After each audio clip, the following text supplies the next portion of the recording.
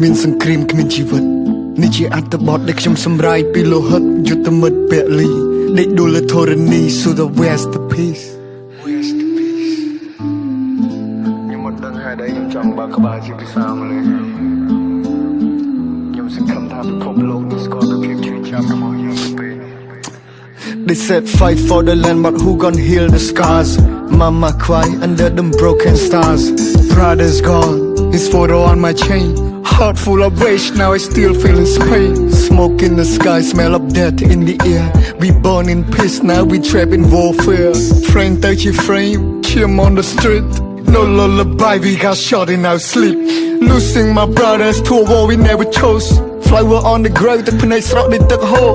ឈាមពេញព្រំដែនសាកសពត្រូវបានប្រមូលខ្មែរយើង still strong ការពារពូជពងវងត្រកូលសង្គ្រាមមង្ហូរឈាមឈឺចាប់ទាំងក្នុងនិងក្រៅគេចង់ឃើញយើងដើរថយក្រោយពីឯកសន្តានពណ៌ខ្មៅអតីតកាលនៅឡងមិនឡាយបច្ចុប្បន្នគឺជាដំបៅគេចង់ជាយើងទាំងឬគេចាត់ទុកយើងជាស្មើអរគុណដល់បងកងទ័ពការពារទាំងយប់ទាំងថ្ងៃឈាមខ្មែរនៅក្នុងសរសៃទុកជារនាងពេនគ្រប់យើងគ្រប់គ្នាដឹងគុណមានទុកជាទម្ងន់សល់ធាតជូនប្រពន្ធមាតុភូមិនិវត្តន៍កូនយំសួររកប៉ាតែយំសួររកចៅយាយដឹងទ្រង់ស្ទើរធ្លាយយុទ្ធមិត្តស្ពាយធាតមកឲ្យនេះជាការឈឺចាប់ប្រាប់ដល់អ្នកចំនួនក្រោយក៏ຕົកជាប្រវត្តិសាស្ត្រឈឺណាស់មិនងាយនឹងសះស្បើយកូនដល់បងកងទ័ពការពារទាំងយប់ទាំងថ្ងៃឈាមខ្មែរនៅក្នុងសរសៃຕົកជារនាងពេលគ្រប់យើងគ្រប់គ្នាដឹងគុណមានຕົកជាទម្ងន់សល់ធាតជូនប្រពន្ធមានទុកភូមិនិវត្តន៍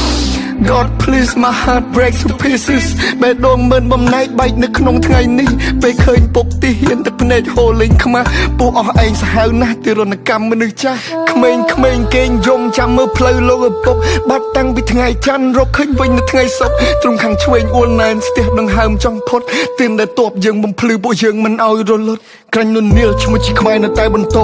ចិត្តនេះគឺជាខែលយើងមិនប្រែឈរជាសសរចង្កឹះមួយបាច់កាច់មិនបាក់ពូជយើងពូជកំរសាមគ្គីគ្នាណាស់យើងពូជអ្នកសាងអង្គរ For they kill my soldier I like it call my soldier 16អ្នកទៀតខ្ញុំបន់ព្រះទ្រង់ជួយមើល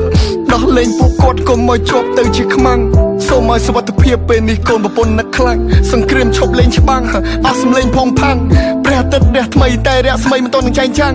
ប្រៀបដូចសូរគ្រាសពន្លឺថ្ងៃត្រូវបានបាំងប្រជាជនរបស់អ្នកក៏កំពុងតែមានទុក្ខខ្លាំងអេវ៉ាំងថ្ងៃទី1ខែសីហាពួកយើងនឹងចងចាំទុកអស់មួយជីវិត First of August We will never